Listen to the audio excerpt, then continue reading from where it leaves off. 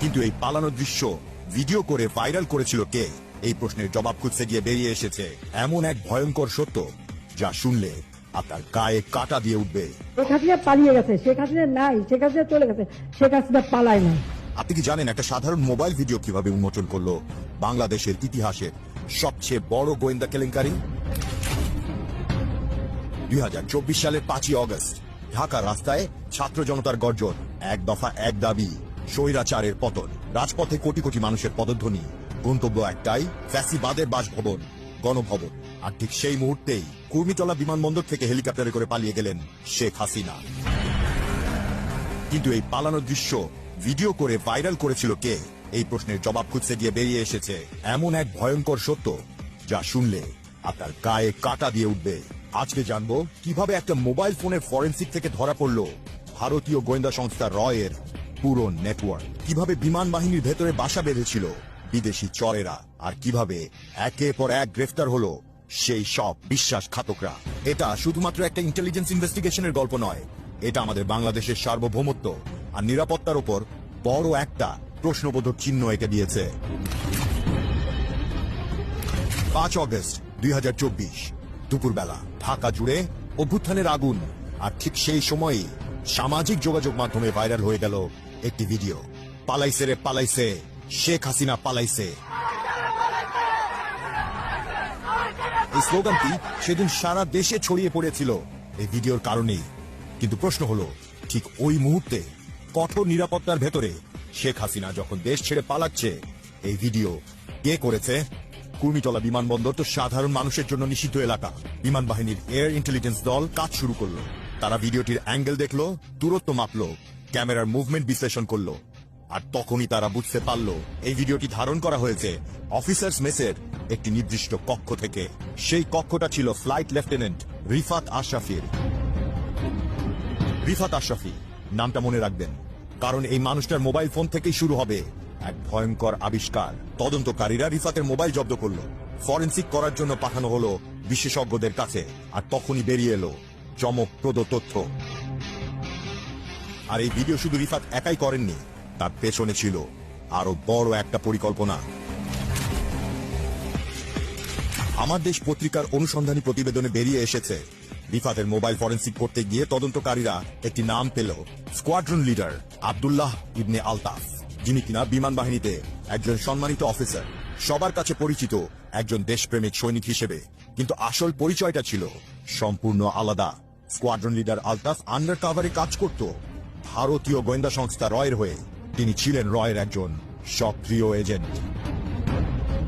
2024 সালের 14 August DGFI এর একটি বিশেষ দল আলতাফের বাড়িতে অভিযান চালালো। তার ব্যক্তিগত গাড়ি তল্লাশি করার সময় যা পাওয়া গেল সেটা দেখে সবার চোখ কপালে উঠল। গাড়ি থেকে বেরিয়ে এলো দুটি অত্যাধুনিক অস্ত্র, FNP-9 আর FIGP-229। এটা ভারতীয় প্যারা কমান্ডোদের ব্যবহৃত বিশেষ অস্ত্র। কিন্তু এটাই শেষ নয়, গাড়িতে পাওয়া গেল নগদ 1 কোটি টাকা আর বিভিন্ন ইলেকট্রনিক ডিভাইস যেগুলো ব্যবহার করা হয় গোয়েন্দাগিরির কাজে। আলতাফকে গ্রেফতার করা হলো কাশিমপুর হাই সিকিউরিটি প্রিজনে পাঠানো হলো। কোর্ট মার্শালে তার 10 বছরের সাজা হয়েছে। কিন্তু আলতাফের গ্রেফতারের পর যা বেরিয়ে এলো সেটা আরো ভয়ানক। জিজ্ঞাসাবাদে আলতাফ যা স্বীকার করলো সেটা শুনে তদন্তকারীদের মাথা ঘুরে গেল। তিনি জানালেন তিনি একা নন, বিমান বাহিনীর ভেতরে রয়ের একটি পূর্ণাঙ্গ নেটওয়ার্ক তৈরি করা হয়েছে। বহু উচ্চপদস্থ কর্মকর্তা জড়িত এই চক্রে। তদন্ত করতে গিয়ে 6 জন উচ্চপদস্থ কর্মকর্তার নাম বেরিয়ে এলো। Air vice marshal M Awal Hossain, air vice marshal Zahidul Sayeed, air commodore Aminul Haque, group captain Faruk, group captain Shamim, wing commander Sayeed Mohammad. এই সবার বিরুদ্ধে রয়ের সাথে যোগাযোগের প্রমাণ পাওয়া গেছে। তদন্ত চলছে, সবাইকে বাধ্যতামূলক অবসরে পাঠানো হয়েছে। এখন আসি সব থেকে ইন্টারেস্টিং পার্টে, কিভাবে অফিসারদের জালে ফেলেছিল। তদন্তে জানা গেছে আলতাফ রয়ের কাছ থেকে পেয়েছিলেন একটি ব্র্যান্ড নিউ হুন্ডাই গাড়ি। শুধু তাই নয়, নিয়মিত তার কাছে নারীদের পাঠাতো, প্রভাব আর প্রলোভনে আটকে ফেলত। এটাই হলো রর কৌশল। প্রথমে প্রলোভন দেখায়, তারপর ব্ল্যাকমেইল করে। কিন্তু এই গোয়েন্দা চক্র শুধু বিমান বাহিনীতেই সীমাবদ্ধ ছিল না। আলতাফের জিজ্ঞাসাবাদ চলতে থাকলো, আর প্রতিদিন বেরিয়ে আসতে থাকলো নতুন নতুন নাম। 4 জন পুলিশ কর্মকর্তার নাম এলো যারা রয়ের নেটওয়ার্কে জড়িত। ডেপুটি কমিশনার জসিমউদ্দিন মোল্লা, এডিসি রফিকুল ইসলাম, তানজিল আহমেদ, এপিবিএন এর এএসপি রফিকুল ইসলাম। কিন্তু সবচেয়ে বড় ধাক্কা এলো যখন আলতাফের ঘনিষ্ঠ বন্ধুর নাম বেরিয়ে এলো, ডিবির গুলশান জোনের সহকারী পুলিশ কমিশনার ইফতেখার মাহমুদ। ইফতেখারকে গোপনে গ্রেফতার করা হলো। শুরুতে ইফতেখার অস্ত্রসহ হাউস অ্যারেস্ট ছিলেন, পরে গ্রেফতার দেখানো হয়। এই তদন্তের মাধ্যমে একটি ভয়ানক সত্য বেরিয়ে এসেছে।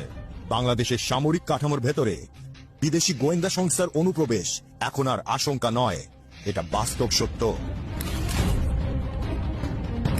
এই পুরো ঘটনাটা শুধু একটা গোয়েন্দা কেলেঙ্কারি নয়, এটা বাংলাদেশের সার্বভৌমত্বের প্রশ্ন। ভাবুন তো, একটি বিদেশি গোয়েন্দা সংস্থা আমাদের সামরিক বাহিনীতে এভাবে ঢুকে পড়েছে, আর তারা আমাদের সকল গোপন তথ্য পেয়ে যাচ্ছে, আমাদের নিরাপত্তা পরিকল্পনা জানছে। এর মানে হলো আমাদের জাতীয় নিরাপত্তা মারাত্মক ঝুঁকিতে ছিল। কোনো গুরুত্বপূর্ণ সিদ্ধান্ত নেওয়ার আগেই সেটা চলে যেত প্রতিবেশী দেশের কাছে। এই নেটওয়ার্কের কতটা গভীর শেকড় ছিল আর কে কে জড়িত, এই প্রশ্নগুলো এখনো রহস্যে ঢাকা। সেনাবাহিনী, ডিজিএফআই আর এয়ার ইন্টেলিজেন্স একসাথে কাজ করছে এই চক্র সম্পূর্ণভাবে ভেঙে দিতে। তারা বার্তা দিয়েছে বাংলাদেশের মাটিতে বিদেশি গোয়েন্দাদের কোনো জায়গা নেই। একটি মোবাইল ভিডিও, একটা ফাঁস হওয়া দৃশ্য, আর তার থেকে বেরিয়ে আসছে একটা গোয়েন্দা চক্র। এই ঘটনা আমাদের চোখে আঙ্গুল দিয়ে দেখিয়ে দিয়েছে যে আধুনিক যুগের যুদ্ধ শুধু সীমান্তে হয় না, সেটা হয় আমাদের ঘরের ভেতরেও।